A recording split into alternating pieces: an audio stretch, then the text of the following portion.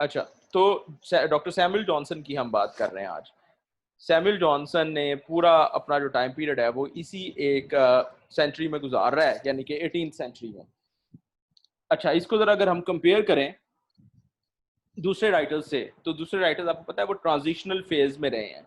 मतलब जब पिछली सेंचुरी 17th सेंचुरी के एंड पे वो पैदा हो रहे हैं, या उनकी एक दो डेकेड्स जो हैं वो उन्होंने देखी हैं, और उसके बाद अगली सदी के अंदर वो शिफ्ट हो रहे हैं, ठीक है, अगली सेंचुरी में आ रहे हैं। और उन्होंने जो एलिज़ाबेथन टाइम पीरियड है उसका भी कुछ ना कुछ उनके अंदर हमें नज़र आता है, थोड़ा बहुत रेफॉर्मेशन का नज़र आ रहा है।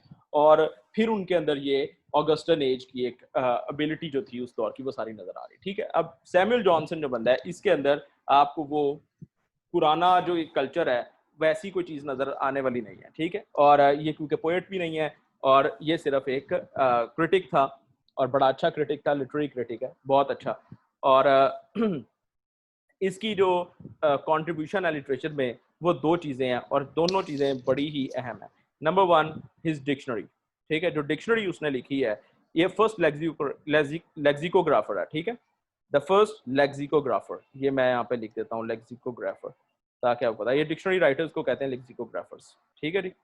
तो ये लेक्सिकोग्राफर है, और पहला लेक्सिकोग्राफर है, ठीक है, ये भी आपने ध्यान में रखना है। और इसकी डिक्शनरी जो है वो बड़ी एक इंटरेस्टिंग चीज़ है, और इंग्लैंड के अंदर पहली जो डिक्शनरी, जो इंग्लिश डिक्शनरी थी, वो यही इसने लिखी थी, ठीक है। और इसके अंदर इसने किया क्या, इसने जो डेफिनेशंस दी हैं वर्ड्स, एक तो ना वर्ड्स के मीनिंग सिर्फ दे देना, इसने मीनिंग नहीं सिर्फ दी है, इसने डेफिनेशंस दी हैं, यानी कि वर्ड्स को इसने डिफाइन किया है, ठीक है। और डिफाइन किस अंदाज से किया है कि बड़ा आयरॉनिक भी है कई जगह पे, कई जगहों पे सैटिरिकल भी है, ठीक है। ये इसके अंदर जो है ना दो बातें हैं।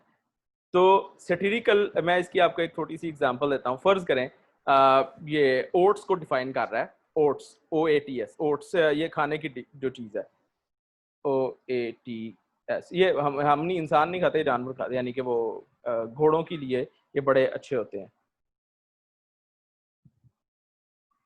तो उसको डिफाइन कैसे करता है, कहते हैं a grain given in England to horses and in Scotland to the people.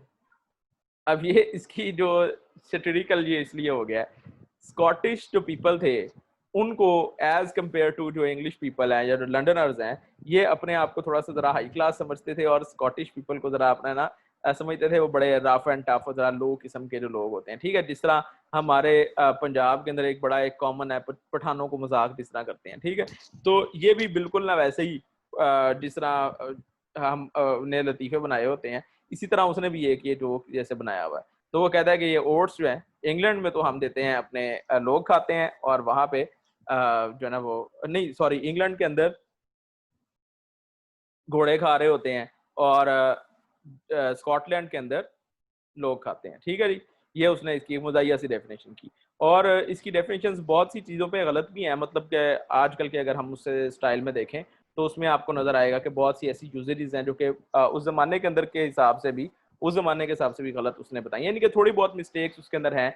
और वो एक ऑब्वियस बात है कि एक बंदा जब फर्स्ट चीज़ की अटैम्प्ट लेता है तो उसके अंदर कुछ प्रॉब्लमेटिक जो थोड़ी सी प्रॉब्लमेटिक पब्लिकेशन प्रॉब्लमेटिक भी हो सकती है, उसकी डेफिनेशन भी प्रॉब्लमेटिक हो सकती हैं, ठीक है। तो कोई ना कोई प्रॉब्लम्स उसमें आ सकती हैं, तो इस वजह से ऐसा ही हुआ है। और फिर इसके अंदर जो इसने डिफाइन किया है, अगर आप इस डिक्शनरी को मुझे नहीं पता कि ऑनलाइन अवेलेबल है या नहीं है, और अगर ये ऑनलाइन अवेलेबल हो तो आप ना इसके अंदर देखिएगा डेफिनेशन उसकी जो क्या कहते हैं उन्हें, स्टाइपेंड, स्टाइपेंड की देखें।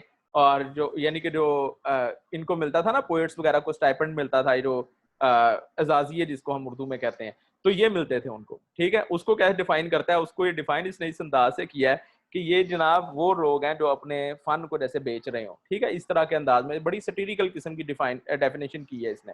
और towards the end of his life he himself became one of the pensioners. और अपनी यानी कि पेंशन को फिर इसने ये नहीं किया कि डेफिनेशन चेंज कर दियो, ऐसा नहीं किया इसने, बट पेंशन की जो डेफिनेशन है वो वैसी रखी। इसको, इसका कोई नाम नहीं है, द डिक्शनरी के नाम से है, ठीक है, the dictionary by Samuel Johnson, ठीक है। यही एग्जैक्ट नेम यूज किया था, द डिक्शनरी फर्स्ट जो थी, ठीक है। तो उस वक्त ये जरूरत ही नहीं थी कि कोई एडवांस लर्नर्स या कोई लिटरेरी टर्म्स कोई ऐसी वो लिखता, ठीक है। अब तो डिक्शनरियों की भी बड़ी किस्में आ गई हैं। अच्छा, एक तो ये थी इसकी जो बड़ा इंपॉर्टेंट वर्क है। दूसरा इसका वर्क बड़ा इंपॉर्टेंट है, द लाइव्स ऑफ पोइट्स, ठीक है। बहुत इंपॉर्टेंट वर्क है ये, और ये वर्थ रीडिंग बुक है। अगर आप जानना चाहते हैं इससे पुराने जितने भी पोएट्स हैं, यानी कि जॉन डन कैवेलियर्स को, मेटाफिजिकल पोएट्स को, और पिछले जितने भी पोएट्स हैं, अगर आप उनको जानना चाहते हैं तो lives of the poets is the must book, ठीक है। अगर आप यानी क्लासिकल लिटरेचर में इन्वॉल्व हैं या इंटरेस्टेड हैं तो ये बुक आपके पास जरूर होनी चाहिए। ये बनी कैसे, लिखी कैसे थी इसने, इसको कुछ जो पब्लिशर्स थे उन्होंने अप्रोच किया कि आप में इंट्रोडक्शंस लिखते हैं बुक्स के, प्रेफेसेस जिसे हम कहते हैं। तो प्रेफेस लिखते लिखते इसने फर्ज करें जॉन डन का पब्लिश हो रहा है तो उसका प्रेफेस लिख दिया, उसमें उसकी पूरी बायोग्राफी और थोड़ा बहुत उसकी आर्ट के ऊपर डिबेट कर ली। तो इस तरह के ये इसने सारे किए थे, और उसके बाद उसने एक को पब्लिश कर लिया। उसने कहा कि मैं क्यों ना इसको एक का सारा एक किताब ही बना लूं, और फिर उसने इसको किताब की फॉर्म में पब्लिश किया, ठीक है। और इसने एक जो है ना वो एसेज का जिसना स्पेक्टेटर था, इसी तरह का इसने भी एक मैगजीन शुरू किया था और उसका नाम था द रैम्बलर, ठीक है। नहीं, सिर्फ रैम्बलर था, द रैम्बलर नहीं है। रैम्बलर कहते हैं हम फिरने वाले को, ठीक है, ये रवारा गर्द जिसे आप कहते हैं, तो रैम्बलर है। और इसके बारे में ये मशहूर है कि ये बंदा बहुत ही कह सकते हैं आपके टफ था क्रिटिक। कोई इसे डिसएग्री करता था तो इसको बहुत ही टफ ये रिप्लाई करता था, जो भी इसे डिसएग्री करता था, यानी कि इसे लिटरेरी डिक्टेटर भी आप कह सकते हैं, ठीक है। लेकिन एट द सेम टाइम जो गरीब लोग थे उनके साथ ये बहुत ज़्यादा फिलानोथेरेपी इसकी जो थी वो बड़ी मशहूर थी, और बहुत से जो गरीब लोग थे वो इससे पैसे भी लेते थे और ये उनको सपोर्ट करता था, यानी कि फाइनेंशियली सपोर्ट करता था, ठीक है जी। और इस दौर के अंदर अब ये जो टाइम पीरियड है ना, इसमें ये अब हमारे जो प्योरली एसेस थे, यानी कि जो प्योर लिटरेरी लोग थे ना, यहाँ तक तो ये हमने उन सब के नाम ले लिए हैं, ठीक है, जो प्योर लिटरेरी लोग हैं। अब इसके बाद एक और बंदा आता है बॉसवेल, ठीक है, बॉसवेल, ये मैं इसका नाम लिख देता हूँ। बॉसवेल का जो हमारे लिए इम्पोर्टेंट काम है वो सिर्फ ये है, बॉसवेल। और इसका पूरा नाम पता नहीं, अब विलियम बॉसवेल है या क्या है ये मुझे भूल गया है, लेकिन बॉसवेल इसका बहरहाल नाम है। तो ये बायोग्राफर ऑफ सैमुअल जॉनसन है, इसके नाम से मशहूर है। ये सैमुअल जॉनसन की से जब बायोग्राफी लिखनी थी ये उसके साथ साथ रहा, उसके साथ मॉर्निंग नाइट सारा यानी कि उसके साथ गुजारता था, और मतलब कि उसके घर भी आना जाना इसका था, और इसने अपने आप को उससे बिल्कुल अटैच कर लिया था और नोट्स बनाना शुरू कर दिए। जब डॉक्टर जॉनसन की डेथ हुई उसके बाद सब लोगों ने अपनी अपनी बायोग्राफीज जो हैं वो पब्लिश की, और ये बंदा लेकिन इंतजार करता रहा और इसने 4 या 5 ईयर्स के बाद अपनी बुक पब्लिश की। और कहा जाता है कि ये शायद डॉक्टर जॉनसन के जो अपने काम है उनसे बड़ा ये वर्क है, ठीक है। ये जो उसने लाइफ ऑफ डॉक्टर जॉनसन लिखी है, बॉसवेल ने बायोग्राफी है डॉक्टर जॉनसन की, तो ये एक बहुत ही लिटरेरी किस्म की बुक है। उसमें उसने जो उसकी लैंग्वेज का स्टाइल है, जो एक्सप्रेशन है उसका, और जिस अंदाज से उसने इसकी पर्सनैलिटी को अप्रोच किया है वो बड़ा एक शानदार अंदाज है, ठीक है। तो बॉसवेल मैंने बस इसीलिए बता दें कि आपको अगर कोई सवाल हो सकता है आ जाए कि डॉक्टर जॉनसन की बायोग्राफी किसने लिखी है, तो आपको पता होना चाहिए कि बॉसवेल जो है ये बायोग्राफी के लिए ही मशहूर है, इसने यही एक काम किया है जो यानी कि वर्दी है, ठीक है। अच्छा, इसके बाद अब हम देखेंगे जरा कि और लिटरेचर की फॉर्म्स कौन सी आ रही हैं उस दौर में। इस दौर में 3 मुख्तलिफ लिटरेरी फॉर्म्स हैं, ठीक है, इस टिपिकल दौर में। एक तो इसके जो एसेज जो हम जिस तरह बात कर रहे हैं, ये एसेज कौन से हैं, ये नियो क्लासिकल एसेज थे जो जितने भी अभी हमने डिस्कस किए हैं, यानी कि नियो क्लासिकल एज को रिप्रेजेंट कर रहे हैं, अपने ऑगस्टन एज को रिप्रेजेंट कर रहे हैं, ठीक है ना। अब अगले कुछ राइटर्स ऐसे हैं, कुछ पॉलिटिकल राइटर्स इनमें आ जाते हैं। पॉलिटिकल राइटर्स से क्या मुराद है कि ये लोग सिर्फ प्योरली लिटरेरी बंदे नहीं हैं। ये लोग जब लिख रहे हैं तो पैम्फलेट्स, अब जॉन मिल्टन भी पैम्फलेट्स लिख रहा था और पॉलिटिकल पैम्फलेट्स लिख रहा था, ठीक है ना, जो उसने डाइवोर्स पे लिखा था और किंग की जो स्पोर्ट में लिखा था, ठीक है, सॉरी ऑलिवर क्रॉमवेल की स्पोर्ट में जो लिखा था उसने, और किंग की बिहेडिंग की स्पोर्ट में लिखा था, ठीक है, क्योंकि किंग को बिहेड कर देना चाहिए। तो इस तरह की जो उसने बातें लिखी थी ये सारी पॉलिटिकल थी। लेकिन यहाँ पे आके कुछ लोग ऐसे हैं जो प्योरली पॉलिटिकल, यानी कि उनकी वजह शोहरत जो है वो पॉलिटिकल उनकी राइटिंग्स बनी है, और उनका ताल्लुक आप उस वक्त लिटरेचर को हमने इतना डिफाइन नहीं किया हुआ था कि ये जनाब ट्रैवलॉग्स हैं, ये जनाब पर्सनैलिटी राइटिंग यानी कि बायोग्राफीज हैं, और इस तरह करके डिफाइन नहीं किया हुआ था तब लिटरेचर को। तब जो एसेज लिख रहे हैं वो सारों को प्रोज राइटर एक तरह से कह दिया जाता था, ठीक है। तो अब 2 बंदे ऐसे हैं जो कि एडमंड बर्ग और दूसरा है गिबन, एडवर्ड गिबन। ये दोनों बहुत ही शानदार जो है ना राइटर्स हैं, इनका भी हम जिक्र हमने आज करना है। दूसरे जो लोग यहाँ पे पैदा हो रहे थे इस ज़माने में, ये अगर आप कहते हैं कि 1750s की तरफ जाना शुरू हुए हैं जब, ठीक है, यानी कि अभी मिडल ऑफ द सेंचुरी की तरफ जब जा रहे हैं, उस वक्त क्या होना शुरू हुआ, एक और जो ट्रेंड आ गया वो क्या था, नॉवल राइटिंग का। ठीक है जी। और बड़ी एक इंटरेस्टिंग बात है कि नॉवल किस तरह डेवलप हुआ और क्यों डेवलप हुआ। ठीक है, ये हम इसको देखेंगे, आज ही देखेंगे इंशाल्लाह।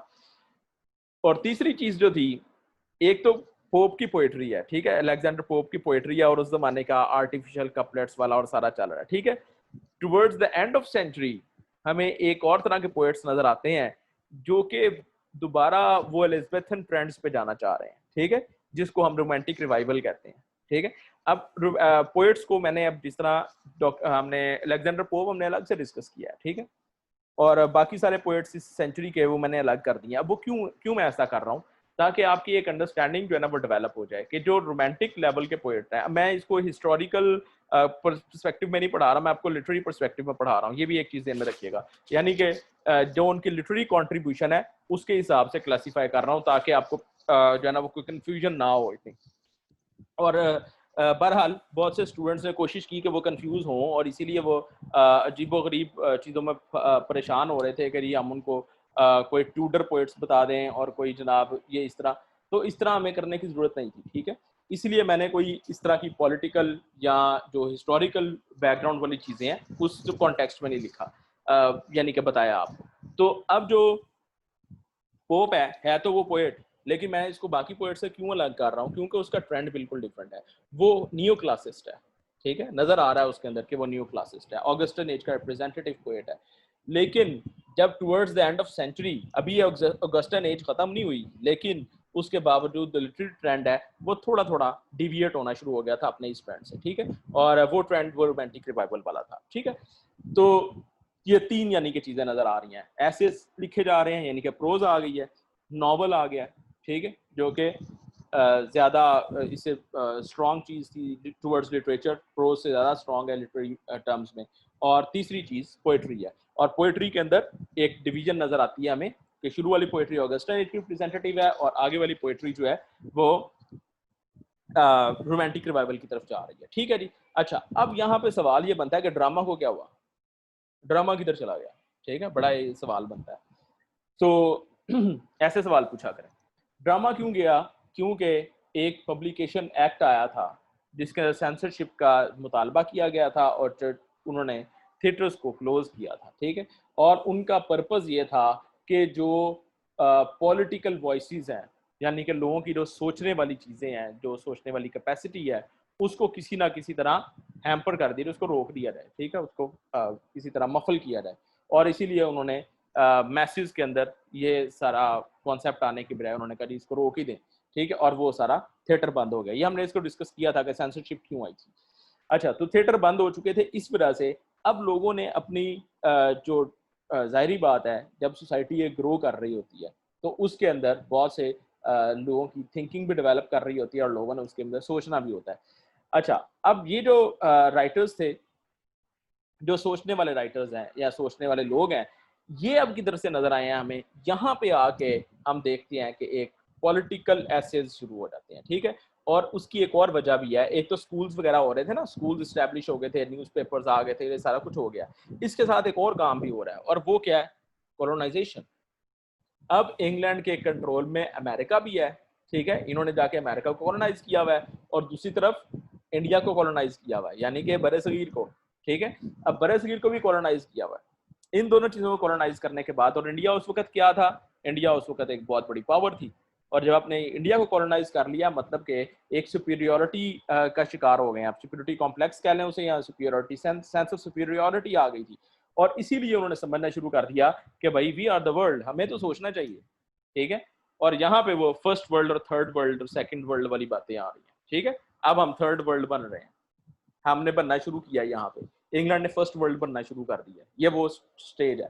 अच्छा, और इस दौर में अब आप देखें, आज जो एडमंड बर्ग अभी हम पढ़ेंगे, तो मैं आपको थोड़ा सा बताता हूँ कि ये बड़ा किस तरह का ये इसके जो वर्क ऑफ जो थे, वर्क्स, प्रोज वर्क्स थे, वो किस किस्म के थे। एडमंड बर्ग जी मैं इसका वो लिख देता हूँ 1729 से, ये भी इसी सदी का बंदा है और इसे आप कह सकते हैं कि ये सन ऑफ द सेंचुरी, ठीक है। और एडमंड बर्ग ने किया क्या है, इसने कोई तकरीबन एसेज जो इसके हैं तकरीबन 12 वॉल्यूम्स में है इसके, ठीक है, इतने ज़्यादा इसके एसेज हैं। और इसकी जो एबिलिटी है उसका अगर आपने अंदाज़ा लगाना हो तो इसने किस किस चीज़ पे लिखा है, फिलॉसफी पे लिखा है, पॉलिटिक्स, इकोनॉमिक्स, इकोनॉमिक थॉट यानी कि जो उस ज़माने का था, और meaning of fact with fancy यानी कि फिक्शन और फैक्ट्स का मिक्सअप, और इमेजिनेशन और इवन स्टैटिस्टिक्स, ठीक है। अब उस जमाने में स्टैटिस्टिक्स कोई यूज नहीं करता था जिस तरह आजकल हम यूज करते हैं ना कि भाई इतने लोग जो हैं वो इतने परसेंट लोग ये कहते हैं, इतने परसेंट लोग कहते हैं, इसे स्टैटिस्टिक्स कहते हैं। तो स्टैटिस्टिकल राइटिंग्स जो है वो इसने शुरू की, ठीक है। और एक जो इसकी नंबर वन इसका जो पॉइंट ऑफ व्यू था उस दौर में रेवोल्यूशन के खिलाफ इसने बहुत लिखा है, ठीक है, कि रेवोल्यूशन नहीं होनी चाहिए, रेवोल्यूशन जो है वो वायलेंट चीज है। और इंग्लैंड के अंदर इसके बड़े क्रिटिक थे कि जी इंग्लैंड जो है 1688 में रेवोल्यूशन अगर ना आती तो इंग्लैंड ये वाला इस्टेब्लिश ही ना होता, विलियम ऑफ ऑरेंज ही ना आता, और उसके बाद क्वीन एन और ये सारे ना आते तो ये तो सारा हमारा इंग्लैंड ही आगे ना जाता, ठीक है। वही चार्ल्स टू और जेम्स टू वाला दौर ही चलता रहता। उसके अलावा एक रेवोल्यूशन पहले भी आई थी जिसे सिविल वॉर भी हम कहते हैं, ठीक है। तो रेवोल्यूशंस ने इंग्लैंड को तो फायदा पहुंचाया इस सेंस में। आगे अब फ्रेंच रेवोल्यूशन आ रही है 1789 में, ठीक है। और रेवोल्यूशन एकदम तो आता नहीं है, आपको पता है पीछे थॉट चल रहा होता है। तो 70s में जब उसकी बात चल रही है, 70s लेट 70s में, और उसके बाद 1780s के अंदर जाके वो सारा मामला शुरू हो गया। तो ये जब उसकी बात चल रही है उस वक्त ये लिख रहा है कि फ्रेंच रेवोल्यूशन के खिलाफ भी लिख रहा है कि रेवोल्यूशंस जो है ये सोसाइटी का हल नहीं होती क्योंकि इनके अंदर वायलेंस इन्वॉल्व होती है, ठीक है, और ये लॉस्ट आइडियल्स एक तरह से क्रिएट करते हैं। और फिर फ्रेंच रेवोल्यूशन की जब फेलियर है तो उसके बाद आपको नजर आ सकता है कि एडमंड बर्ग जो है वो कितना विजनरी आदमी था। दूसरा, इसने ये बात जो है ना दिखाई कि इंग्लैंड ने जब इंडिया को कॉलोनाइज किया है उसके बाद नेटिव्स के साथ कितना बुरा सलूक किया जा रहा है, और इंग्लिश जो इंटरेस्ट है उनको मोनोपोलाइज करने के लिए ये किस तरह नेटिव्स को एक्सप्लॉइट कर रहे हैं, ठीक है।